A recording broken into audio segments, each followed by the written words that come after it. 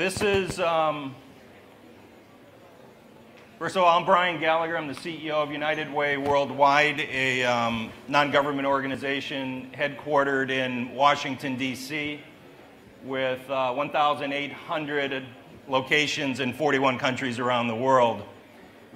Just like L'Oreal was described this morning, we're centralized in terms of our strategy and consistent in our governance, but we're local in our operation, and you'll hear that from Brazil and from India and from Ghana today. This is your human and your people-centered interlude today, this panel, your break from politics and economics.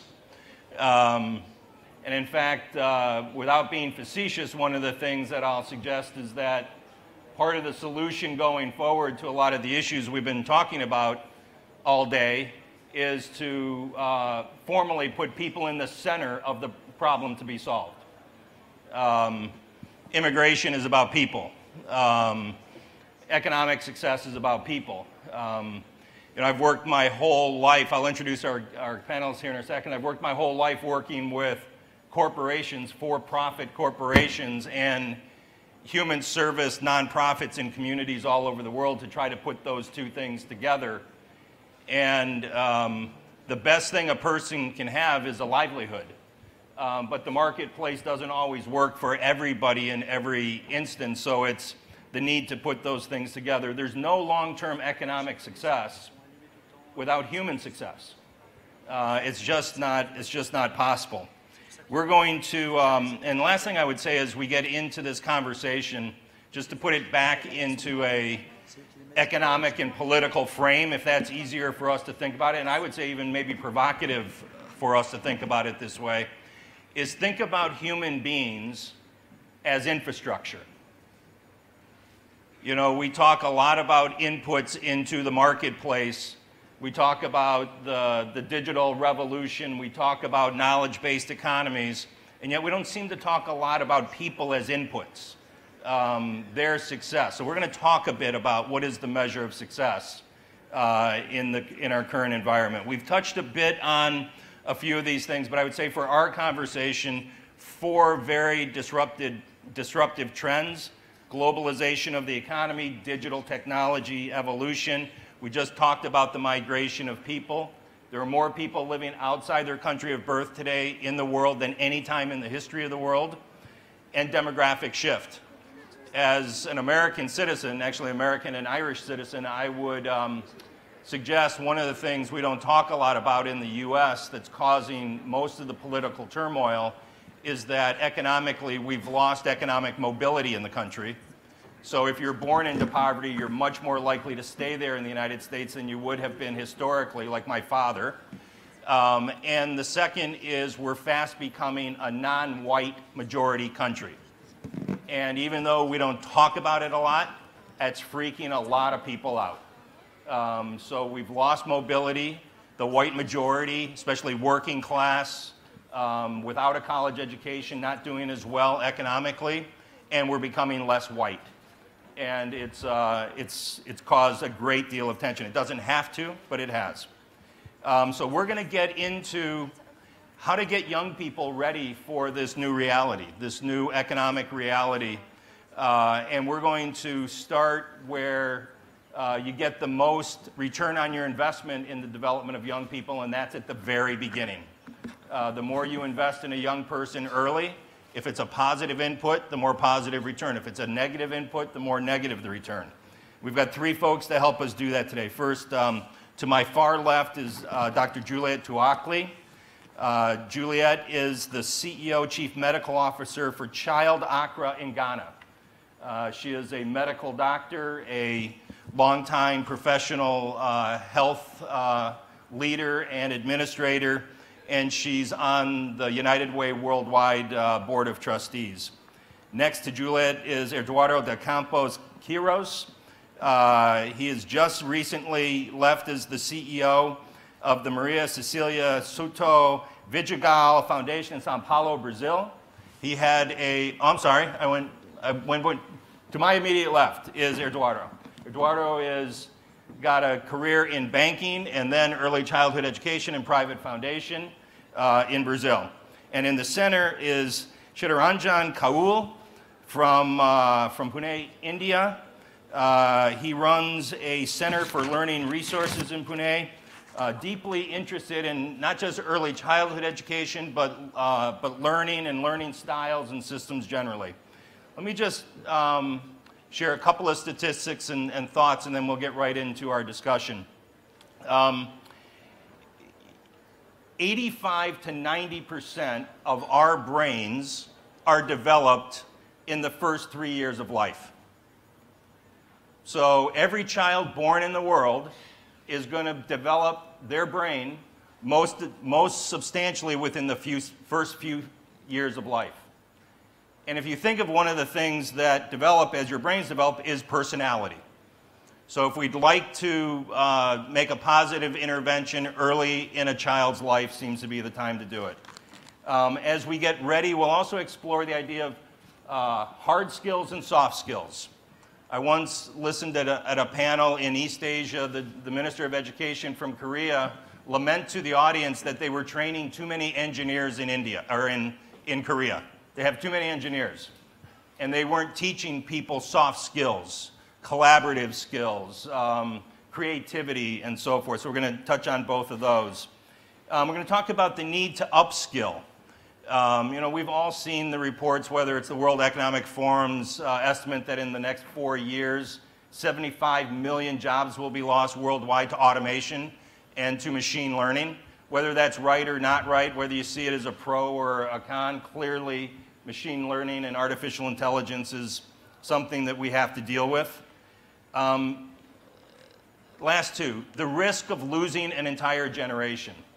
According to the OECD, right now 13.5% of all young people in the world, 15 to 29 years of age, are neither in school or have a job. If you look inside the United States specifically, there are 5 million young people in the United States who are not in school and do not have a job. We run the risk of losing an entire generation of young people. And finally, one of the things that we'll explore a great deal on the panel is the need to do this together.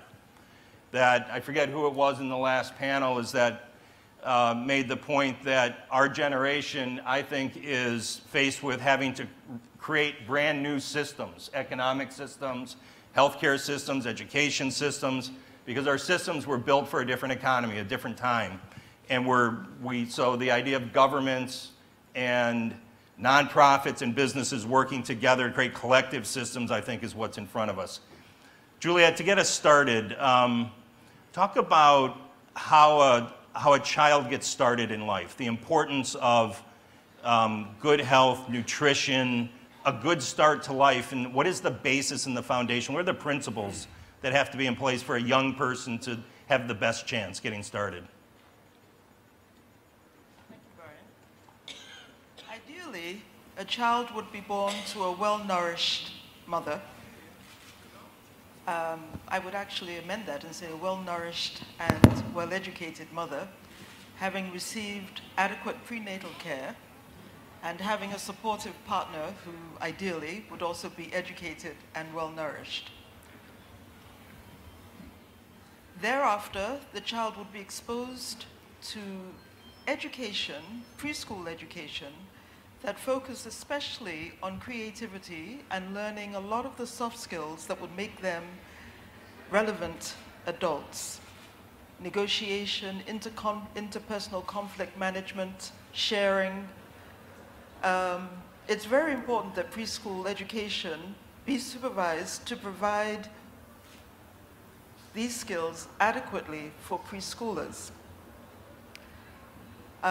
What tends to happen in some of the countries that I've worked in Africa is that the government has said we need preschool education, but has not contributed, not even official guidance as to how those should be set up. And so people establish warehouses for preschool children, for want of a better term, where they're not being taught the prerequisite skills that are so important in this very, very vulnerable period. Over the past several decades, our educational services and our health services in much of Africa have attenuated because there's been a huge emphasis on hard infrastructure. If we were to look at human beings as soft infrastructure, the hard infrastructure, I will give you an example, would be what pertains in Ghana, where we have big hospitals, many clinics built by various foreign companies and agencies for the good of the Ghana people, but we don't have the human capacity to fill them with medical staff. So they sit idle, unused, whilst there are people living in the communities around them without access, adequate access to good basic health care, unless they can afford to go into the private arena. And the same thing pertains in the educational sphere. If you have the money, you can afford to go to some of the private educational institutions that are now being built by private entrepreneurs. But the majority of the country, the majority of the nationals, have to attend a very poorly resourced public institution, where of course they get churned out, undereducated for the jobs that need to be filled once they come out. And so it was alluded to earlier, we have huge numbers of populations, young populations in Africa. 65% of our population is under 25 years of age. We have huge numbers of young, undereducated persons that result from these poor investments, if you will, in health and education. And Juliette, why, a lot of times there's an even greater emphasis on education of girls and early childhood education and primary education. Why is that? What's the greater leverage of investing in young girls? This is because within Africa we have very strong cultural traditions that disempower girls, particularly as they transition from 13 to 15 years of age, where they are considered now reproductive beings rather than girls or young girls capable of going to school and learning. And certainly the empowerment of young girls through education has enormous dividends. Somebody alluded to how high the fertility rate was as per Emmanuel Macron, but this is only in certain parts of the continent. Where you have high levels of young girls being educated, especially at the younger levels, you will find that the fertility rates have actually gone down and that they're delivering on average around 2.4 children per person, not 8 and 9, as you will find in the areas where they're under or non-educated. Yeah. Eduardo, it's, so Juliette was tying early childhood development to education and even, early education to middle years and beyond. What is, in your view, Latin America and specifically, but even beyond, what's the state of early childhood development and education right now? What do you see that's working and important for us to embrace? And even tying it to where it takes us in terms of workforce development and so forth. It'll come. It'll come. Hear me? Try again. Hello? There you go. Okay, Good. One thing, Brian, that the states in Brazil and Latin America, what we realize, we did a survey in Brazil, but I'm pretty sure this is in Latin America, Africa, and many of your countries.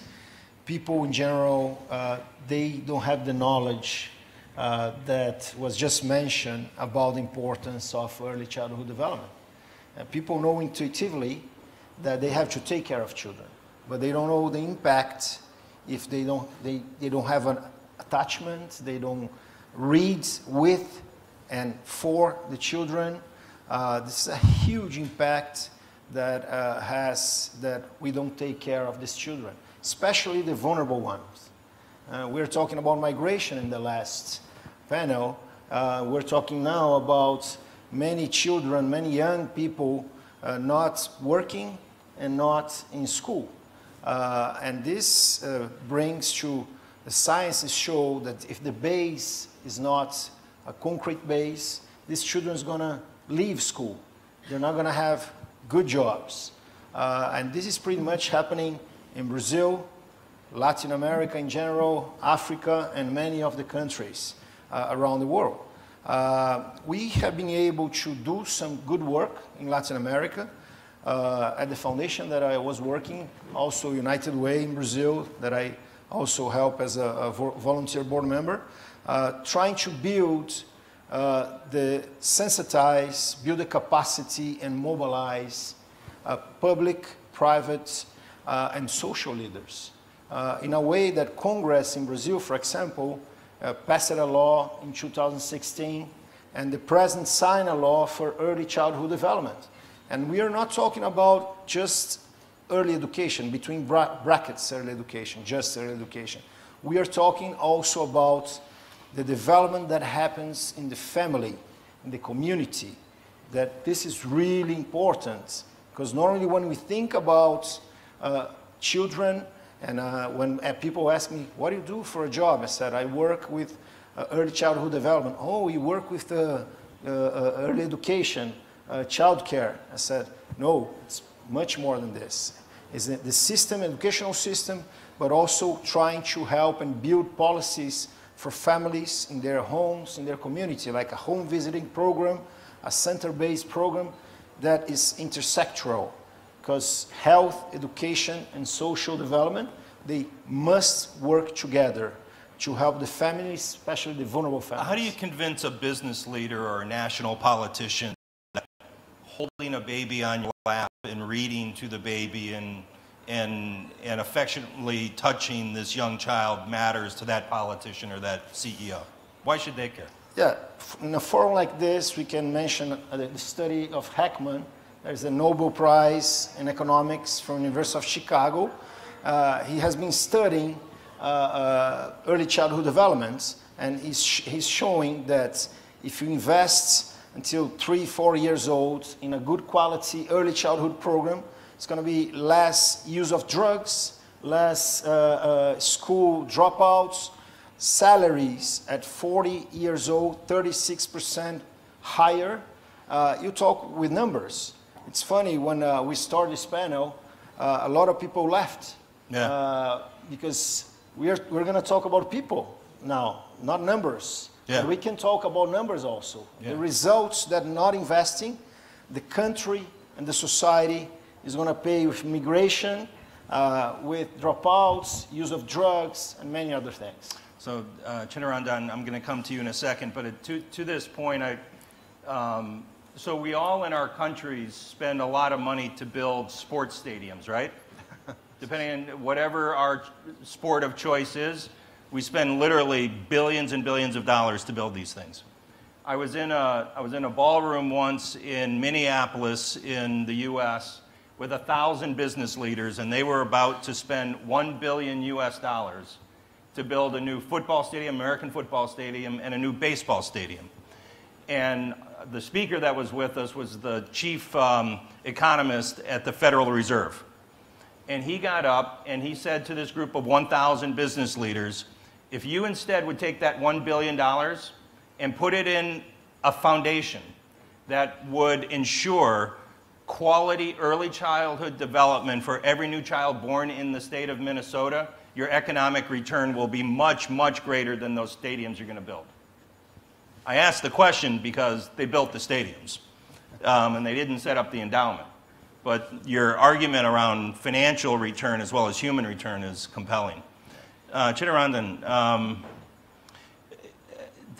talk to us a bit about your work in learning generally, learning styles, the systems of learning. How well are today's education systems, training systems matched for where we're trying to get people to go, where they need to go in the economy in terms of skills, and whether they're hard skills or soft skills, or how they learn and how well it's working and where it's not working? Just talk to us about that, if you would.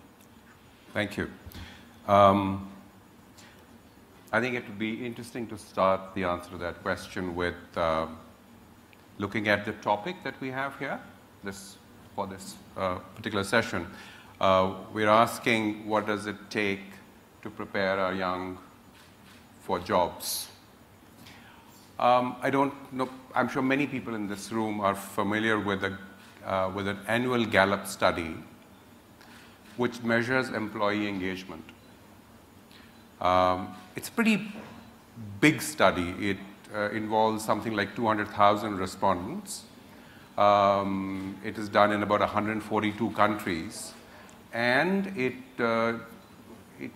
involves something like 7,000, 4,000 or thereabouts employers. So it's a fairly good way of looking at what people are doing with whatever that is that they're doing. And Gallup says margin of error is plus minus 3%. If Gallup says that, I'll take it. Right. What does it say? For the last 8 years, 7, 8 years that I have followed that survey, the number of employees engaged with their work, with their jobs, has not been higher than 18%. Engaged employees number less than 18% in this very large sample of working populations of our world. The others, which is something like somewhere between 82 and 85%, are either not engaged, which means basically they don't care what happens with the stuff that they do, or are actively disengaged, which means they hate what happens with the stuff that they do. I don't know if it scares you, it scares me. 80 to 85% of people who are working today don't care about their work, don't care about their jobs. So if someone would ask me, what should we do to get our children ready for jobs? I say, do nothing. It's a problem.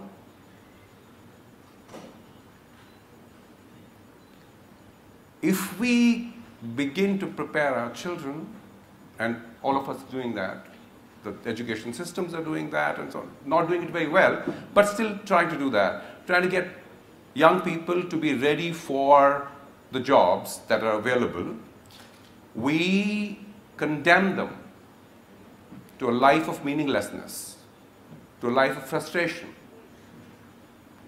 to meaningless work that they find no connection to. I think that's where we are at this time. And this has been done every year for the last 7 or 8 years. I'm sure it goes back much longer. I'm sure as we continue going into the future, we'll see something similar going on. What should we be preparing young people for? Right. So, as I look at this, I see essentially 2 things that we should be doing first of all in this particular context. Yeah. I just want to talk about 3 key areas. Please. And I'll get to that one by one. One is, of course, we would today like to talk to the people who create, design, manage and maintain these jobs to see if they could do something differently which would actually engage people, young people with the work that they do, which would make it more meaningful for them. We try to do that quite a lot in my work, but I must admit that I'm not holding my breath for that to change at any time soon. We've gotten to a very strange place over the last 30 or 40 years where we seem to have forgotten a whole lot of stuff that we learned over the 20th century about how what gets people interested, excited about their work and so on. And so that's one area that we could do, but I don't know how effective it's going to be in the short run. In the long run, it seems to me that we could work with our education systems so that the people who are now children, when they become 40 years old, they create a world in which it's actually a joy to work. I think that would be interesting. I think that would be worth doing. And if I look at it like that, and I say, okay, what is worth learning for the children today? And how do we get there? Those are the 2 key questions that I would look at.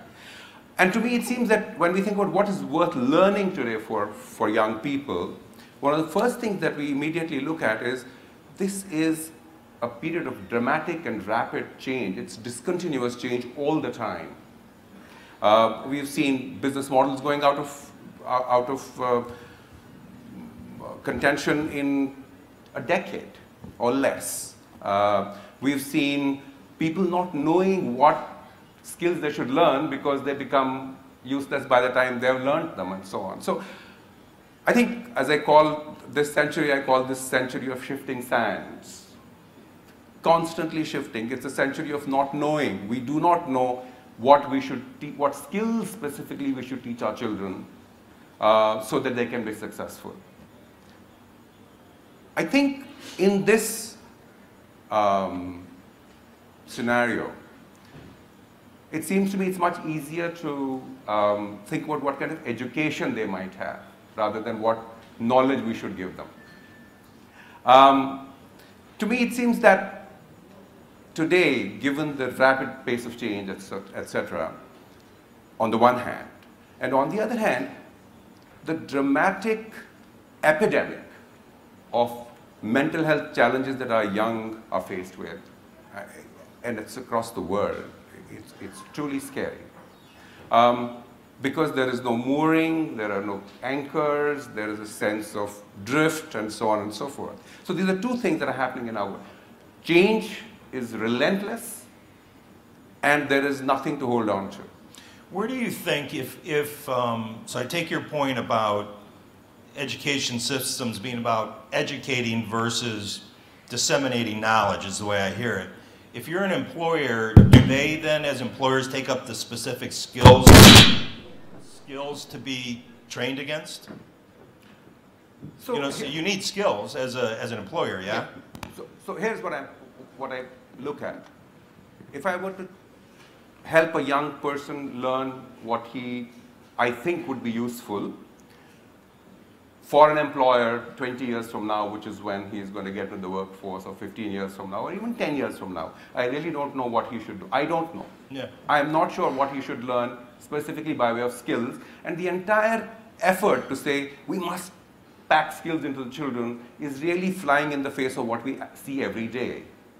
To me, it seems that the only thing we can give our children today, which makes sense for them, and I see it as something that has traditionally been seen as opposed to each other. They need to learn a science. They need to learn a science of attention. They need to learn the science of presence. They need to learn the science of critical inquiry.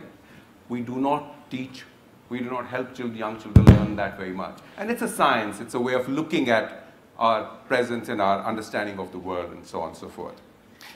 But at the same time, it seems to me that what is terribly important, and the Archbishop this morning referred to it, we also need our young children to learn the religion of togetherness and interdependence and connection. Both of those things, they have been talked about for centuries, but never before, it seems to me, has there been a greater need to do both together.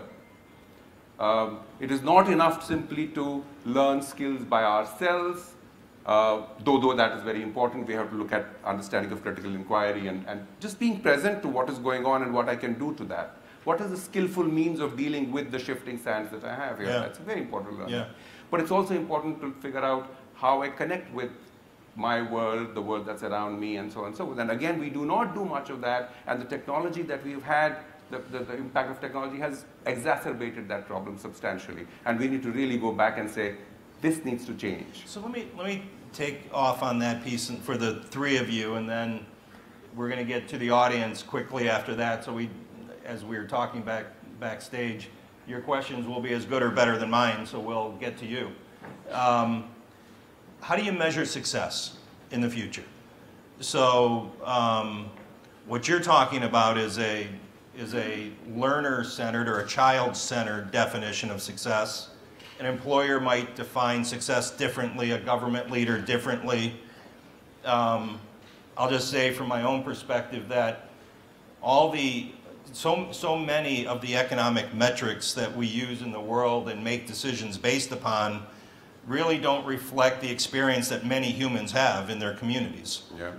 And therefore GDP doesn't matter, unemployment rates don't even matter to folks if they've got a terrible job or they hate their job or there's a concentration of wealth and there's lack of mobility. So if we're going to have some combination of both human success metrics, community, economic, what do you think we ought to be, at least what questions should we be asking ourselves? Eduardo, what do you think about success in that regard?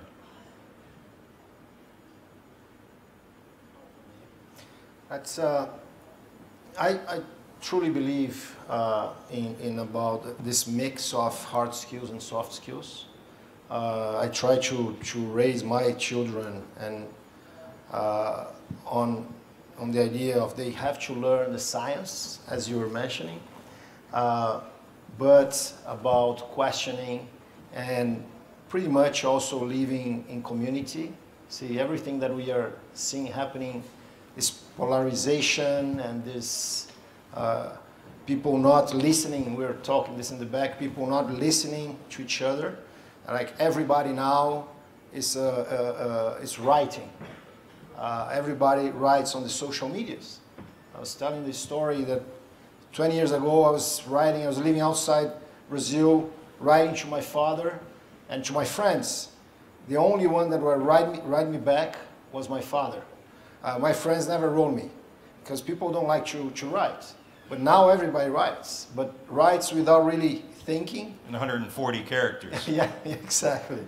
But yeah, the social, emotional skills that even Heckman, this Nobel Prize from Chicago, he's doing a lot of studies and showing that social emotional skills are the skills for the 21st century. And I think it's something that we really have to look at it. And you could measure that. That would be both a human metric and a business. It's harder than to measure, but it's something that's going to make a huge difference. I think the economists, that probably a lot of economists here, they will find a way to measure, as already Heckman's doing, the social emotional skills.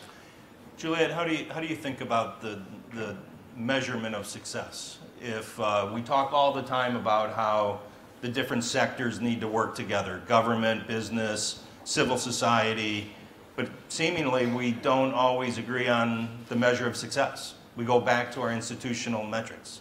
How should we think about it? Speaking from the context of living, working, and being an African, I would start by saying the degree of good health for me would be critical.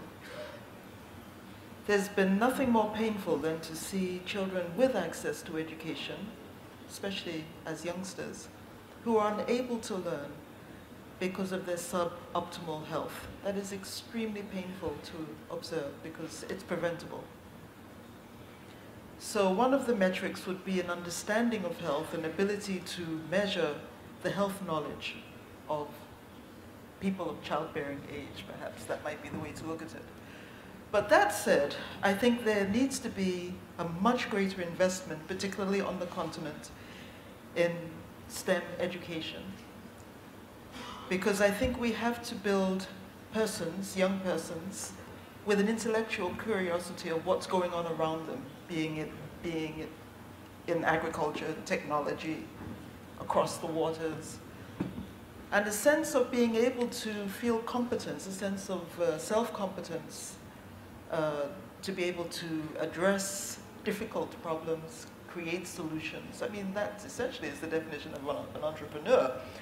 And we do tend to have a very high entrepreneurial spirit on the African continent. So I do think that within a cultural context, stem cell education, along with good health, an investment in both, a serious commitment and investment in both, I think would result in successful children from using the parameters. And therefore successful employees or workers, whatever they decide Precisely. to do. Chittaranjan, how would you define success?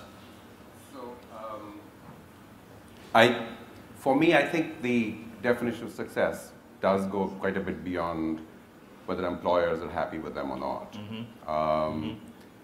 And I think much of the stuff that we have heard since morning today points a very interesting dynamic across the world. We are suddenly discovering that dialogue is impossible in our societies. We are suddenly discovering that polarization is so much easier. We are suddenly discovering that it's easy for people to subject young people to mind control games and subjugation of their ideas and so on and so forth. To me, it seems that our societies are threatened at this time with the inability of not just the young people, but even adults. I mean, we are there too, of people to see things as they are, to be able to engage constructively and with a view to finding a relationship. We're progressively moving away from that. And to me, it seems that if we have to really bring back coherence into our societies, if we have to bring back meaning into our lives, and I'm talking now not just our lives, but the lives of people 40 years, 50 years, 60 years from now, I think my measure of success would be, are young people able to see things as they are without being swayed by every next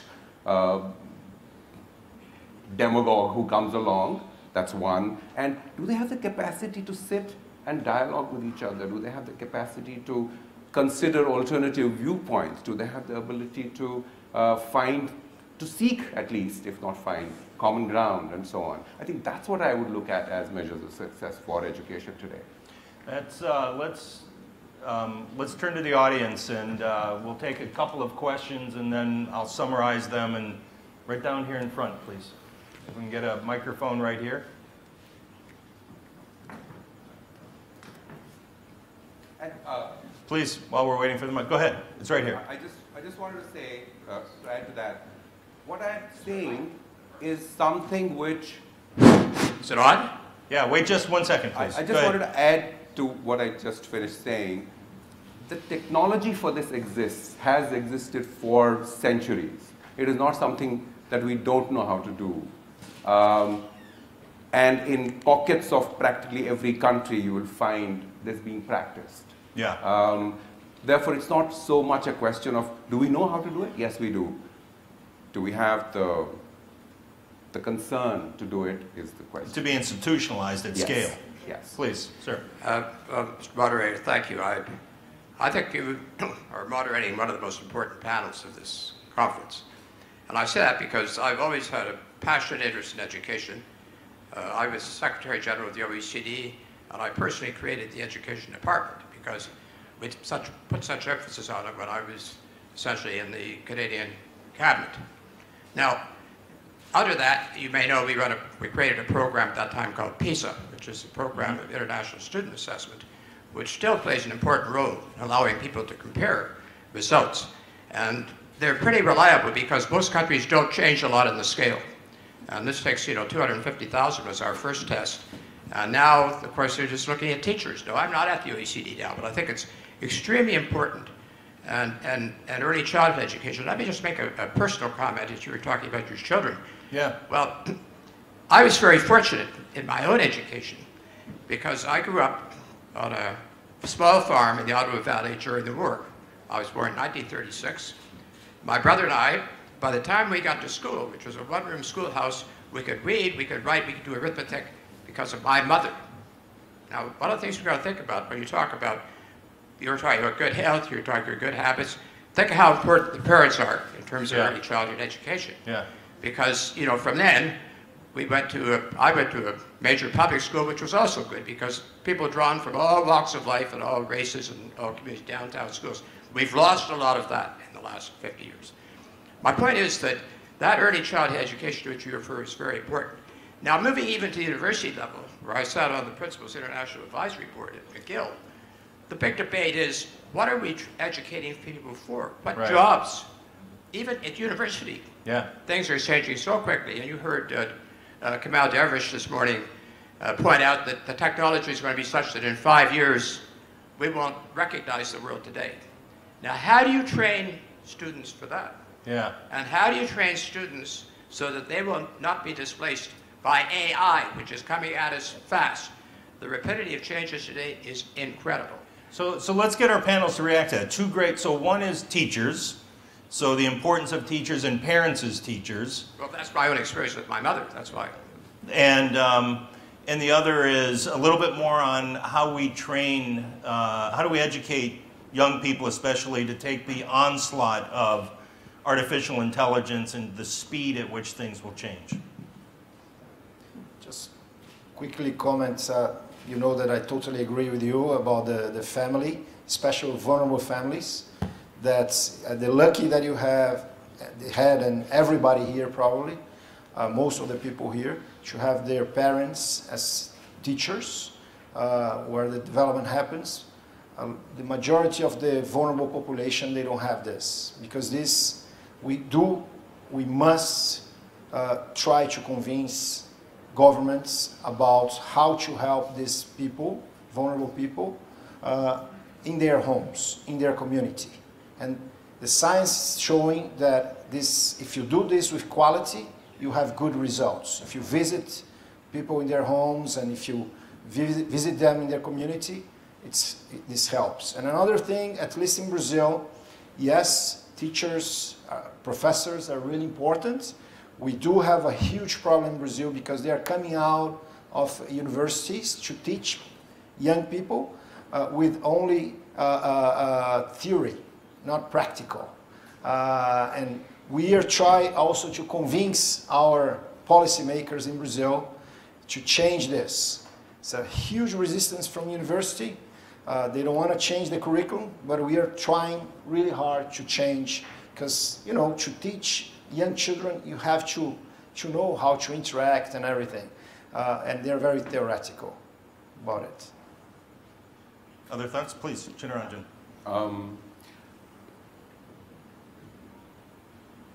So I can say a little bit from my own experience of this. We run programs in India which have the potential of reaching about 3 million children at various stages of life, early childhood and so on.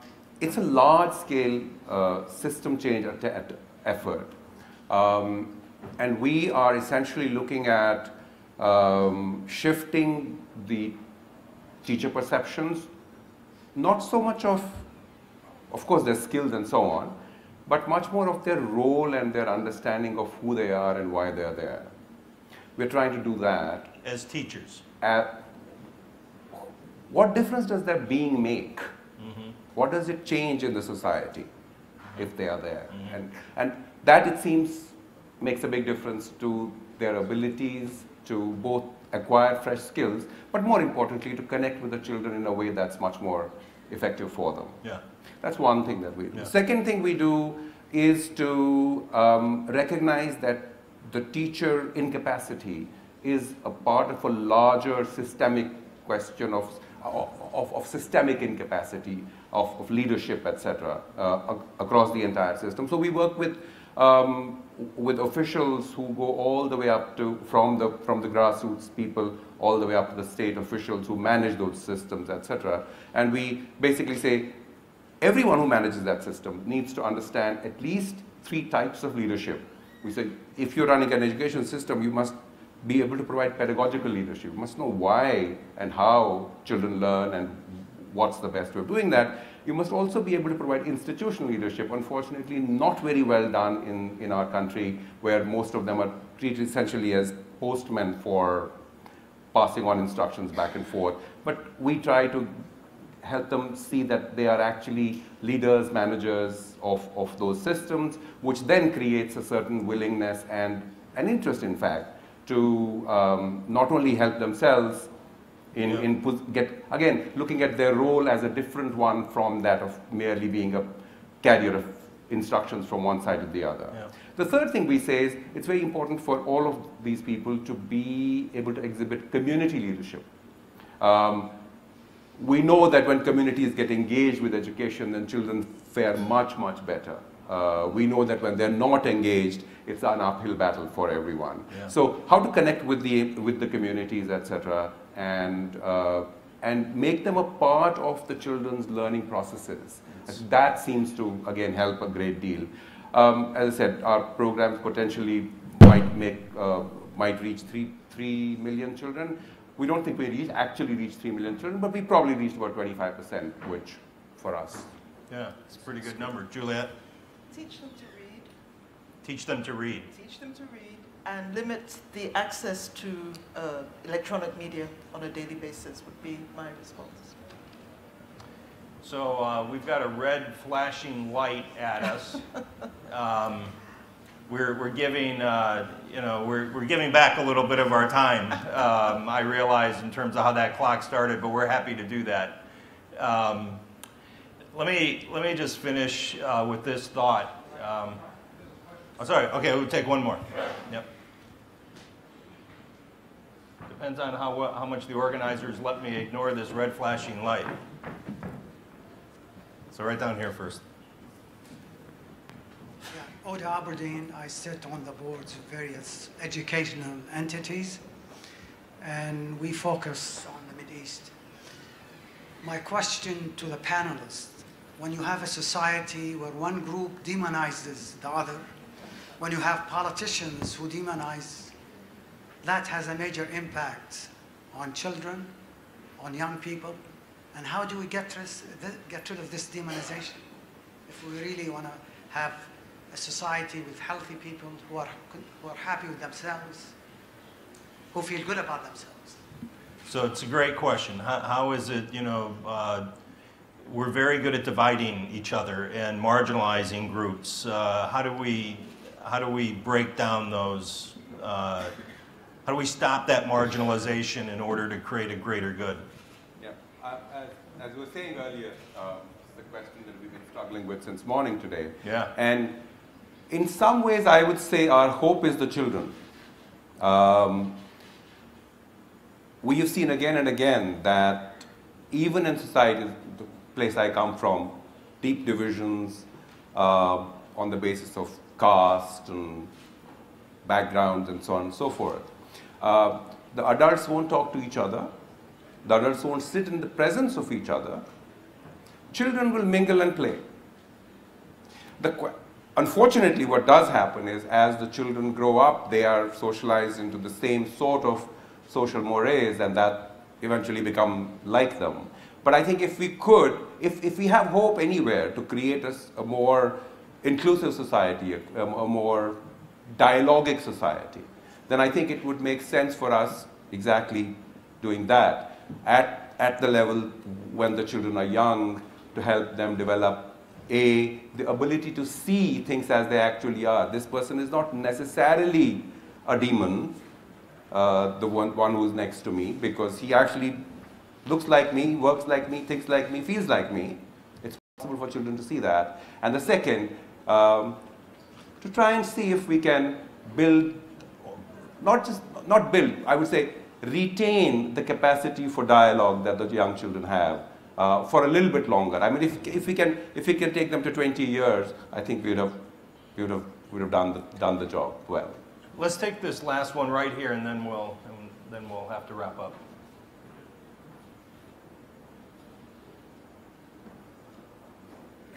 Hello, ladies and gentlemen. I'm so sorry to barge in. I cannot let the one session about youth go without a young person talking. I am so sorry with all due respect. Amen. Go ahead. I'm with the Generation Y. I'm 32 years old and I work with the Generation Z with 15 to 20 years old. And although we thank you for all the efforts that you're doing for education on the long run, we need to solve many problems on the very, very short term. And in my experience, I think that education is a very complex problem that will need many, many years to solve, but all the other programs that we can run at the same time with school, whether it's extracurricular, STEM, arts, photography, anything, all the young people that I work with, they want to do things with their hands.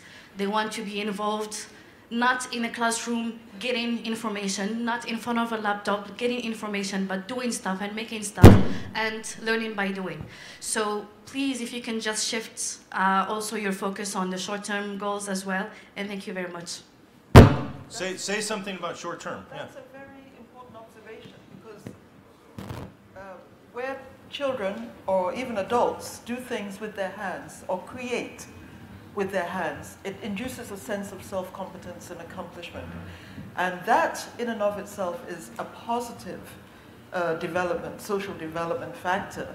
And I think that I decry the loss of the opportunities for children to to create pottery, sculpting, engage in music, just the arts which give us as human beings, right from high to adulthood, that sense of being more than just what we are learning from our books.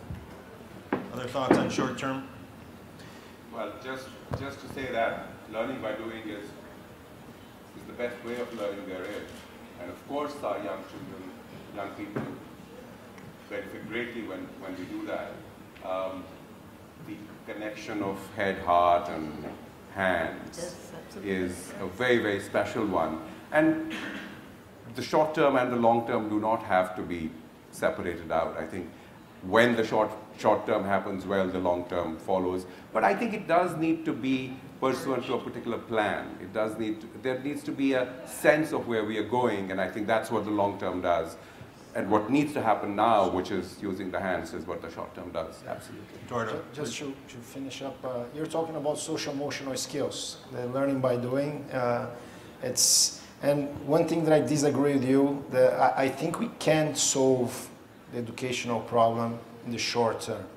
We do have to work hard because everybody tell us that, oh, education is too complicated, too ideological, but you know, how many generations we're gonna lose if we don't solve in the short term. I really believe, at least in Brazil, that we can do solve the educational problem. Let me wrap with this thought. Even though we've got two former bankers here in the middle, I'm pretty confident in saying from three of us that work in the human development field and one in the field of medicine, the answer to the question about how do we stop people from villainizing each other is make a commitment to equity.